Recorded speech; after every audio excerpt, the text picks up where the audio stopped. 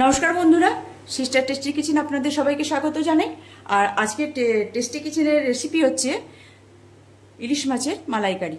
তো বন্ধুরা, আমি মশলাটা ভাজতে ভাজতে আমার ভিডিওটা মানে ডিস্টার্ব হয়ে গেছে, কেটে গেছে। সেই জন্য আপনাদের সবাইকে বলছি যে প্রথমে আমি তেল দিয়েছি, তারপর জিরে ফোড়ন দিয়েছি, তারপরে আমি পেঁয়াজ দিয়েছি, গোটা গরম মশলা দিয়েছি। গোটা গরম মশলার মধ্যে আছে লবঙ্গ, দারচিনি, এলাচ, বড় এলাচ। আর তারপরে আমি দিয়ে দিয়েছি পেঁয়াজ, আর তারপরে দিয়ে দিয়েছি এখানে দিয়ে দিয়েছি জিরে বাটা, লঙ্কা বাটা আর ধনে বাটা। তো এবারে আমি এর মধ্যে দিয়ে দেবো এই ম্যারিনেট করা মাছগুলো। ম্যারিনেট করা মাছটা দেখা, এই যে ম্যারিনেট করা মাছগুলো।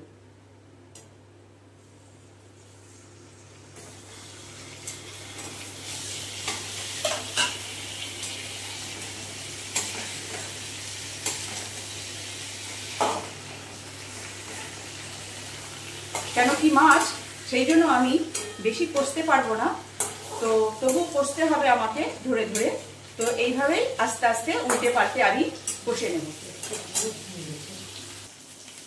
বন্ধুরা, এবারে আমি এই যে আমার মাছ ভেজে নিয়েছি, এই মশলার সঙ্গে কষে নিয়েছি, এইবারে দিয়ে দেবো এতে জল।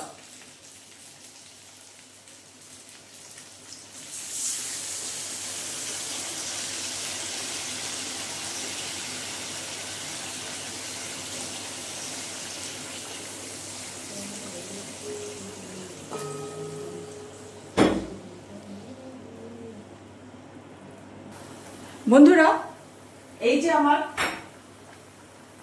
কড়াইতে জলে ফুট এসে গেছে, এইবারে এর মধ্যে আমি দিয়ে দেব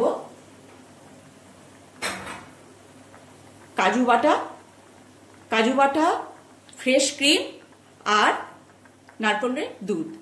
এই যে এটা, এবারে এটা এর মধ্যে অ্যাড করে দেব।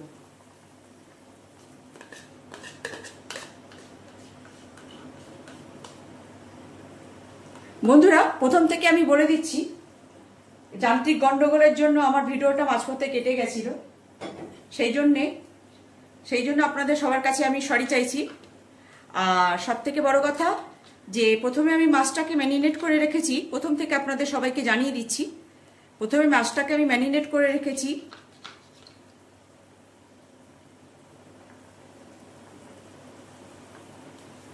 দই দিয়েছি, হলুদ দিয়েছি, আদা, কাঁচা লঙ্কা আর রসুন বাটা দিয়েছি। এই দিয়ে আর নুন দিয়ে আমি ম্যারিনেট করে রেখেছিলাম মাছটাকে 15 মিনিট থেকে 20 মিনিট। আর তারপরে আমি কড়াইতে তেল গরম হওয়ার পরে আমি সাদা তেলে রান্না করেছি। সাদা তেলে রান্না করার জন্যে যাতে সর্ষের তেলের স্ট্রং ফ্লেভারটা যাতে না হয়, কেন কি এটা মালাইকারি, এই জন্য আমি সাদা তেল এখানে ইউজ করেছি।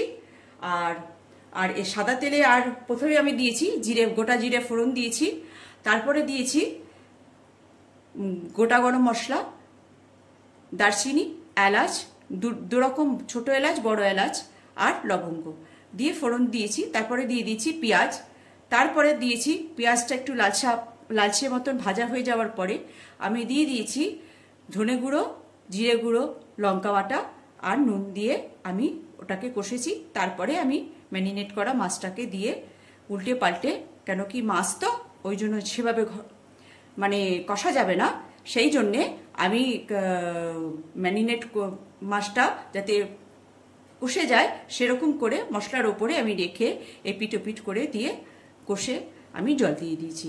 তারপরে দিয়ে দিলাম আমি কাজু বাটা, নারকেলের দুধ আর ফ্রেশ ক্রিম একসঙ্গে গুলিয়ে দিয়ে দিলাম। তো হতে থাকুক, দেখতে লাগুন শেষ। বন্ধুরা, এই যে আমার মালাইকারি প্রায় শেষের মুখে, আর একটু হবে, এই যে, ঠিক আছে।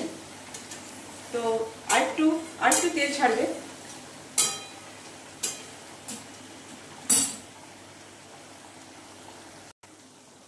বন্ধুরা, এই যে আমার মালাইকারি হয়ে গেছে, এবার গ্যাস করবো অফ, করবো প্লেটিং। এই যে বন্ধুরা, আমার ইলিশ মাছের মালাইকারি কেমন লাগছে বন্ধুরা? একদম সামান্য রেসিপি, আপনারা বানিয়ে খাবেন, এনজয় করবেন। আর ভালো লাগলে কমেন্টস লিখবেন, লাইক করবেন, শেয়ার করবেন। তো এখন এই পর্যন্তই। আবার নতুন ভিডিও নিয়ে আপনাদের সামনে আমি নিয়ে আসব। ততক্ষণে বাই।